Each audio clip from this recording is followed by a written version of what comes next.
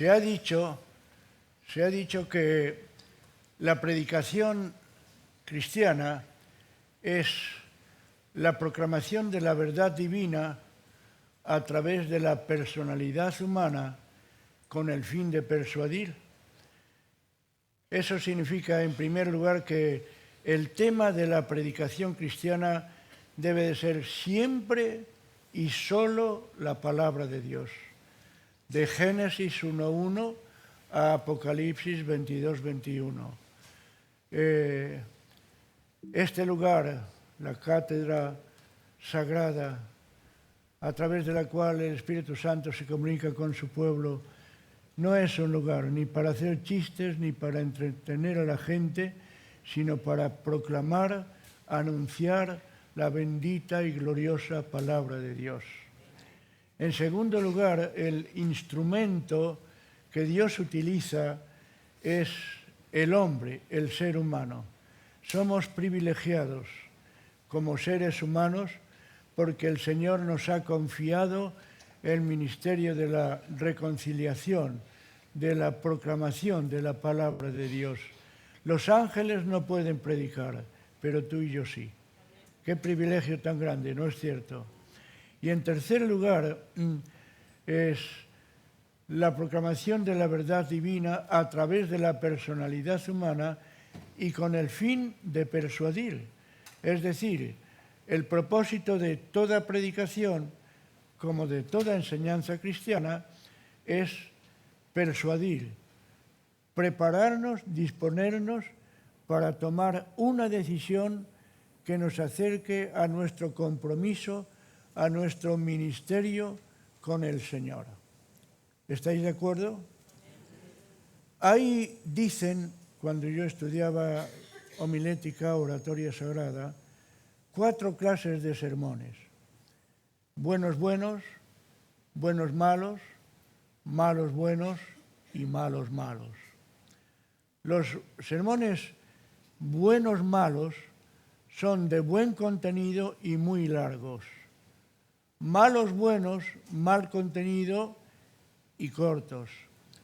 Buenos malos, buen contenido, pero tan largos que la gente está deseando que aquello termine. Y buenos buenos son aquellos que son buenos y breves. Se dice que la mente humana es capaz de estar atenta durante un periodo de 30, 40 minutos, por ahí, un poco más. De ahí en adelante la atención desciende en función de las habilidades del orador y de la calidad del contenido. Yo quisiera en esta tarde compartir con vosotros algunos pensamientos que el Señor ha puesto en mi corazón acerca de 2 temas. El título de esta predicación, de estos pensamientos, es Tesoro en vasos de barro. Me gustaría que te vuelvas al que tienes a tu lado y le digas, eres un tesoro, pero en vasos de barro.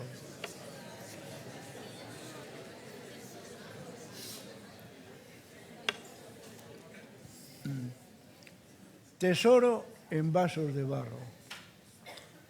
El texto que nos ocupa en esta tarde, quisiera que lo podamos leer, si lo pueden proyectar. Tesoro en vasos de barro. Está en... A ver si me permitís un momentito.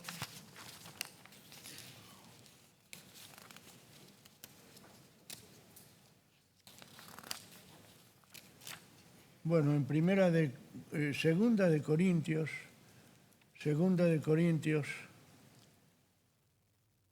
capítulo 4, versículos 7 al 9. Dice la palabra de Dios, porque tenemos este tesoro en vasos de barro para que la excelencia del poder de Dios sea de Dios y no de nosotros. Que estamos atribulados en todo, mas no angustiados, en apuros, mas no desesperados, perseguidos, mas no desamparados, derribados, pero no destruidos, llevando en el cuerpo siempre por todas partes la muerte de Jesús, para que también la vida de Jesús se manifieste en nosotros. Quisiera realmente mencionarles, y como a título de introducción, de ilustración,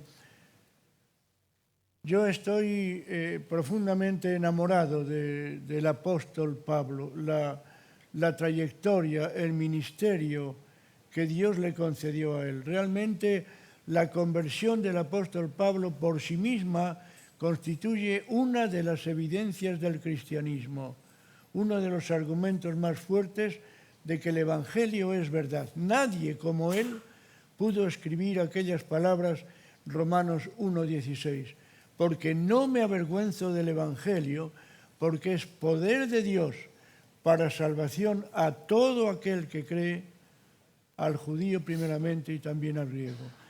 Si el Evangelio fue capaz de convertir, de cambiar la vida de un hombre como Pablo, que en la primera parte de su vida había sido un terrible perseguidor de los cristianos. El verdadero terror de los cristianos fue el apóstol Pablo. Tanto que dice la Escritura en el libro de los Hechos que perseguía con cartas especiales de los sacerdotes para encarcelar y destruir a hombres, mujeres y niños que seguían este camino. Y sin embargo, Dios tenía un propósito muy especial con él, porque era el vaso escogido, el vaso de elección. Y allí un día, cuando él menos lo esperaba, cuando respiraba amenazas de muerte, cuando llegaba a Damasco para cumplir su propósito, creyendo que de esta manera estaba haciendo un servicio a Dios, una luz celestial le deslumbró, cayó a tierra las palabras del cielo: Saulo, Saulo, ¿por qué me persigues? Y él, confundido, ¿quién eres tú, Señor? Y la respuesta: yo soy Jesús, a quien tú persigues. Se identificó con Jesús, no con el Cristo de las Escrituras que él había estudiado a los pies de Gamaliel, sino con Jesús, a quien tú persigues. Porque Jesús y los cristianos somos una sola cosa.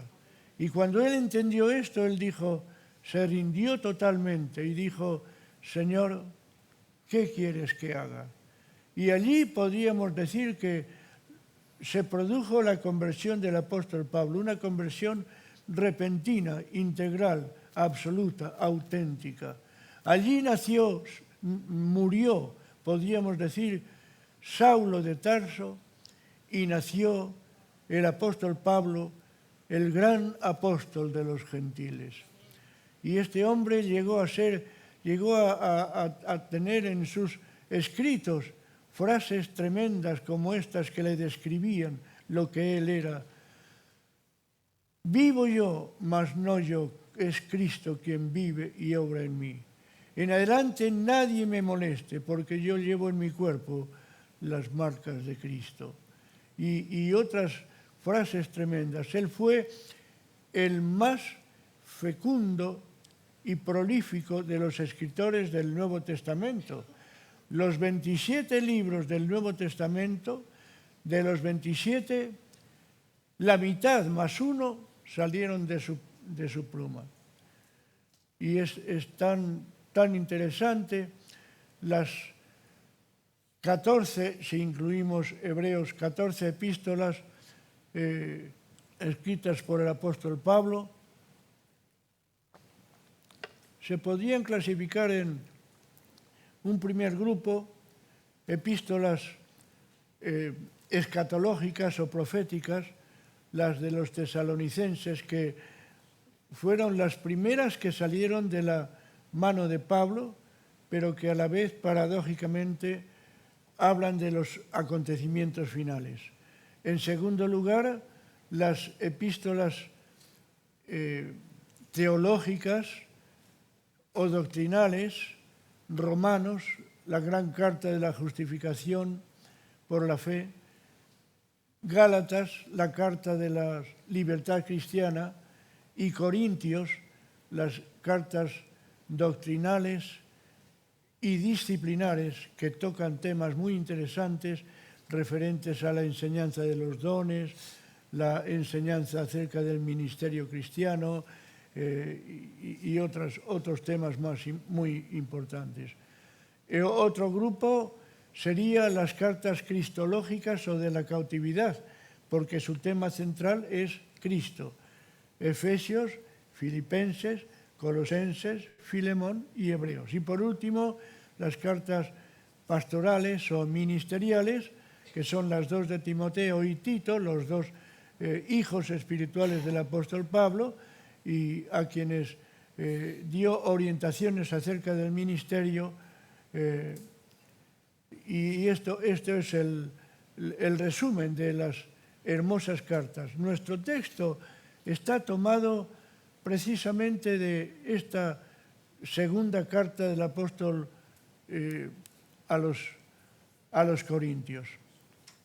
Y quiero hablaros precisamente de estos dos términos, tesoro y barro. Tesoro y barro. Son de verdad dos cosas que aparentemente no tienen nada que ver. Hasta se podría decir que son excluyentes. Si algo es tesoro, no es barro. Y desde luego el barro no es ningún tesoro, absolutamente. Estamos plenamente convencidos de ello. Sin embargo, hablando en términos espirituales y en el propósito del apóstol Pablo, pues ciertamente son tesoro y barro, dos aspectos de una misma realidad. Y se necesitan. El barro necesita al tesoro y el tesoro necesita el barro. Representan tesoro y barro unidos la personalidad humana. Hay algunos teólogos que consideran que la persona humana está constituida por dos elementos, materia y espíritu. Nosotros creemos que, y es más oportuno, aunque los dos temas no tienen mayor importancia, tienen fundamento y posibles textos bíblicos que les apoyan, pero nosotros creemos que el ser humano, Dios nos ha creado como espíritu, alma y cuerpo. El cuerpo es la parte de nuestra personalidad que nos conecta con el entorno, con el medio ambiente a través de los sentidos.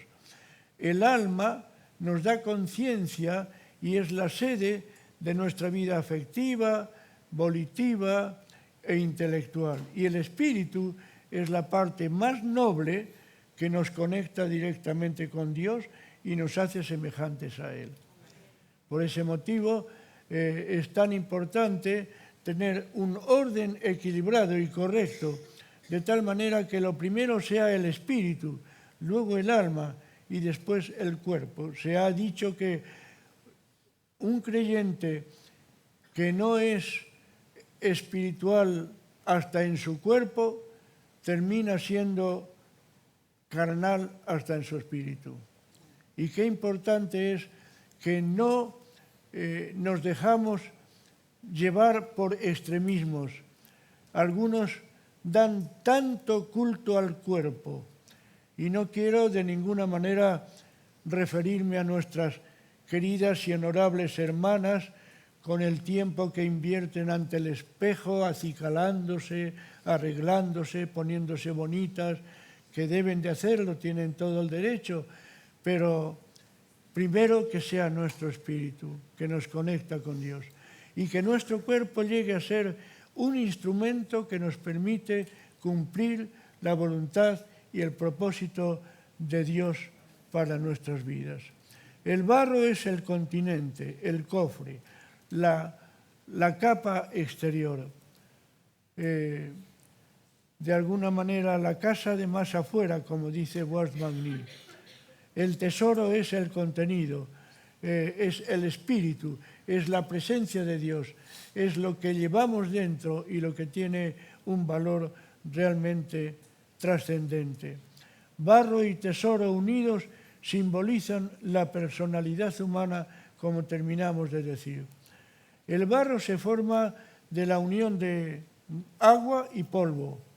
Y es interesante que el cuerpo humano está constituido de los mismos elementos químicamente que el barro, el cuerpo. Y nos hace recordar aquella escena del Génesis, capítulo 2, versículo 7, cuando Dios formó al hombre. Dice, entonces Jehová, Dios, formó al hombre del polvo de la tierra y sopló en su nariz aliento de vida y fue el hombre un ser viviente. De manera que tú y yo somos barro con el soplo de Dios, ni más ni menos. Y al sentenciar a Adán después del pecado, le dijo, polvo eres y al polvo volverás. Este es nuestro destino final en cuanto al cuerpo. Es interesante que los antiguos escondían el oro y la plata y en vasijas de barro. Cuando en el año 1947 los dos pastores beduinos cerca del Mar Muerto encontraron los rollos del Qumran, que ha revolucionado y ha sido una bendición, las encontraron precisamente en vasijas de barro. Cuando Pablo habla aquí del barro, está refiriéndose al cuerpo humano, que es un medio y no es un fin. Un tesoro es un objeto de valor. Yo tengo aquí un anillo, como muchos de vosotros los casados tenéis, que para mí es un tesoro porque evidentemente en principio es algo de oro y el oro es un material precioso y de verdad que para mí, además de ser un material precioso, es un símbolo de 58 años de vida juntos con esa preciosa señorita que está ahí nomás. Y es una bendición de Dios, un símbolo muy especial del Señor para nuestras vidas. Pablo nos habla en sus cartas de la lucha que hay entre el barro y el tesoro, entre el cuerpo y el espíritu. En el capítulo 7 de Romanos habla de la lucha entre la carne y el espíritu. Y llega un momento cuando él dice, veo lo bueno y lo apruebo, pero hago lo malo. ¿A cuántos les pasa igual? ¿Cuántos que se esfuerzan por querer hacer lo bueno y cuando se dan cuenta ya están atrapados por lo malo? Porque hay algo dentro de nosotros que nos arrastra, nos impulsa, nos lleva a lo malo. Sin embargo, después de todo esto llega a decir, más gracias damos a Dios el Padre por el Señor Jesucristo, por nuestro Señor, porque en Él somos más que vencedores. Y como Pablo dice en Filipenses, todo lo puedo en Cristo que me fortalece. Pablo afirma que cuanto más grande es nuestra bajeza, nuestra humillación y nuestra debilidad humana, más resalta y se manifiesta la gloria y el poder de Dios. Mi poder se perfecciona en la debilidad. 2 Corintios 12:9. Y como en una especie de canto triunfal, hemos leído estos versículos al principio, 4 frases que manifiestan la humillación humana y exaltan a la vez la gloria de Dios. Dice que estamos atribulados, pero sin caer en la angustia, en apuros, pero no desesperados, perseguidos, pero no alcanzados, ni desamparados, derribados, pero no heridos de muerte, ni entregados a la muerte. Al mismo tiempo, la vida de Jesús y su victoria se manifiestan en nuestro cuerpo mortal. Hay algo que siempre me ha llamado mucho la atención en el caso de la vida y el ministerio del apóstol Pablo. Me gustaría leeros lo que yo considero como diríamos, el código de honor o el alto precio que el apóstol Pablo tuvo que pagar por su ministerio. Escuchen lo que Pablo tuvo que sufrir. 2 Corintios 11, 23 al 27. Él dice en una oportunidad, dice, me hago un poco medio como loco, porque hay otros que se afanan o se enorgullecen de los motivos, de los títulos, como nos decía hoy David Grams a la mañana, de las medallas, de los triunfos que han conseguido a nivel humano. Y él dice, ¿son israelitas? Yo también. ¿Son descendientes de Abraham? Yo también. ¿Son ministros de Cristo? Yo también. En trabajos más abundante que ellos, en azotes sin número, en cárceles más, en peligros de muerte muchas veces. De los judíos 5 veces he recibido 40 azotes menos 1. 3 veces he sido azotado con varas. 1 vez apedreado. 3 veces he padecido un naufragio.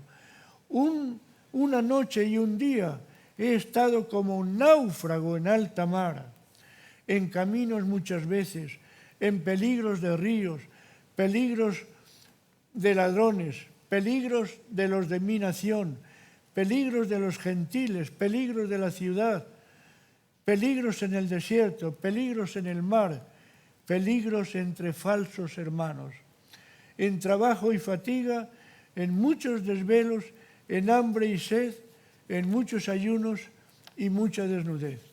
Y hermanos, a pesar de esta lista que terminamos de leer, él nos dice en 2 Corintios 7, 14, lleno estoy de consolación, sobreabundo de gozo en medio de todas nuestras tribulaciones. ¿Cómo era posible? Un hombre que le había tocado sufrir tanto por la causa del Señor. Un hombre que había sido perseguido, que lo que él había sembrado, el odio a los cristianos, luego él lo recogió, un odio acerbo, terrible, a muerte de los gentiles, de los judaizantes, durante todo el ministerio de su vida. Y sin embargo yo creo que la causa, la razón verdadera de esta actitud de Pablo frente al conflicto, frente al dolor, frente al sufrimiento, se debe a varios principios o verdades importantes que encontramos ahí. En primer lugar, el principio de la fe. Pablo era un hombre de fe. Creí, por lo tanto hablé. Yo sé a quién he creído y sé que es fiel para guardar mi depósito hasta aquel día. Por lo demás, me está guardada la corona de justicia, la cual el Señor, juez justo, me dará en aquel día, y no solamente a mí, sino a todos los que esperan la venida del Señor. Él era un hombre de fe y eso le animaba a ver más allá de lo que le tocaba vivir en el presente. En segundo lugar, era el principio de la esperanza de la resurrección. Sabiendo que el que resucitó de los muertos a Jesús, a nosotros también nos resucitará con Jesús.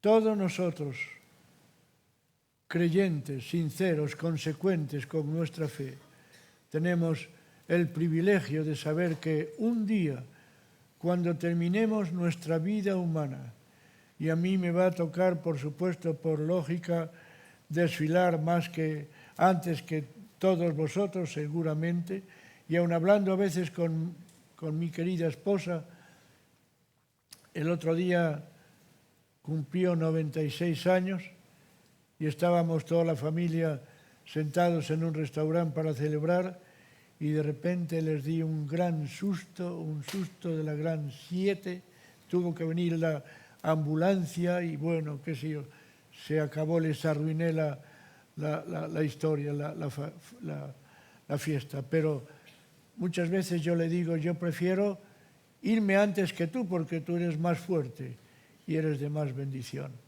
Pero lo cierto es que cuando terminemos nuestra vida humana, iremos a la presencia de Dios y un día el Señor vendrá a arrebatarnos, a resucitarnos y a capacitar nuestro cuerpo revestido de un cuerpo de gloria para que podamos experimentar las experiencias maravillosas que nos esperan en el cielo. Así que Pablo era un hombre de fe. Además, tenía la esperanza de la resurrección y además tenía la esperanza en la comunión de los santos. Estas cosas padecemos por amor a vosotros. Él sabía que su fidelidad al Señor, al ministerio, al Evangelio, a la misión que le había el Señor confiado, edificaba a los demás y glorificaba a Dios. Las cosas que me han sucedido, dice en Filipenses, han redundado para el progreso, el avance del Evangelio. Y ahora muchos más hermanos se atreven a hablar la palabra sin temor. Además, el peligro o el principio de la renovación del hombre interior. La renovación del hombre interior. Aunque nuestro hombre exterior se va desgastando, y yo sé lo que significan esas palabras, porque lo estoy viviendo en vivo y en directo, y la mayoría de vosotros que ahora sois pipiolos, tenéis una juventud primaveral desbordante, si el Señor no lo remedia y tarda en venir, os va a tocar llegar a mi edad y sabréis lo que estoy diciendo. Pero es lo que dice la palabra de Dios, la renovación del hombre interior. Aunque se desgasta nuestro hombre exterior, el interior se rejuvenece cada día para la gloria del Señor. Amén. Y además, Pablo tenía y creía en el principio de la esperanza del galardón. Esta leve tribulación momentánea produce en nosotros un cada vez más excelente y eterno peso de gloria. Un breve penar aquí, pero un gozo eterno en la gloria futura. Un día estaremos en el cielo juntos, alabando, adorando, glorificando al Cordero de Dios para siempre. Y nos acordaremos de las penurias de esta pobre vida humana. Nos reiremos y le daremos gracias al Señor, adorándole por toda la eternidad. Y por último, Pablo creía en el principio de la mirada puesta en Jesús, de la mirada puesta en lo invisible y lo eterno, no mirando las cosas que se ven, sino las que no se ven, porque las que se ven son temporales, pero las que no se ven son eternas. Pablo tenía sus pies en el suelo y su corazón en el cielo. ¿Cuántos quieren emular el ejemplo de Pablo? Amén. Que el Señor nos ayude. Y para conclusión, y agradeciendo vuestra amabilidad, quiero recordaros, llevamos un tesoro en vasos de barro. Cada uno de nosotros. Vosotros sois, en Éxodo 19, 6 creo que es, dice, vosotros sois mi especial tesoro. Somos un tesoro a los ojos de Dios. No permites que nadie te subestime. No caigas en la autocompasión. Eres un verdadero tesoro a los ojos de Dios. Y a pesar de nuestra fragilidad humana, esto nos anima y nos desafía para vivir una vida de santidad, para ser conscientes de que debemos de vivir limpios, agradables y puros a los ojos de Dios, y no tirar nuestras perlas a los perros, no sea que ellos se vuelvan y nos despedacen, como dice la palabra. Estamos sometidos a pruebas, pero la victoria es segura. ¿Cuántos están seguros de esto? Lo hemos probado a lo largo de la vida. Yo puedo deciros de todo corazón estas casi 6 décadas de conocer al Señor, de servir al Señor. Puedo hablaros de la fidelidad del Señor. Él ha sido fiel. Y como terminamos de cantar, ha sido tan bueno para nosotros en toda nuestra vida. Por eso debemos de bendecir, aceptar el desafío de bendecir a otros con nuestra fidelidad y poner nuestros ojos en Jesús. Todavía no he conocido ni un solo creyente que haya sabido poner los ojos en Jesús y haya fracasado. Porque debemos de, como dice Romanos 12, 1 y 2, debemos de dejar correr la carrera que tenemos por delante, despojándonos del peso que nos asedia, puestos los ojos en Jesús. Amén. Que el Señor nos ayude. Y debemos de sentirnos indisolublemente unidos al Señor, porque Cristo y tú, Cristo y yo, somos una sola cosa. Y de esta manera podemos afrontar el futuro y saber, como Pablo nos recuerda en Romanos, ¿quién acusará a los escogidos de Dios? Dios es el que justifica. ¿Quién es el que condenará? Cristo es el que murió, más aún el que también resucitó, el que además está a la diestra del Padre y el que también intercede por nosotros. ¿Quién nos separará del amor de Cristo? Tribulación, angustia, persecución, hambre, desnudez, peligro o espada. como está escrito, somos muertos, como muertos llevados al matadero, pero sabemos y estamos seguros de que ninguna cosa, ni lo alto, ni lo bajo, ni lo profundo, ni ninguna otra cosa nos separará del amor de Dios que es en Cristo Jesús. Inclina tu rostro, abre tu corazón al Señor.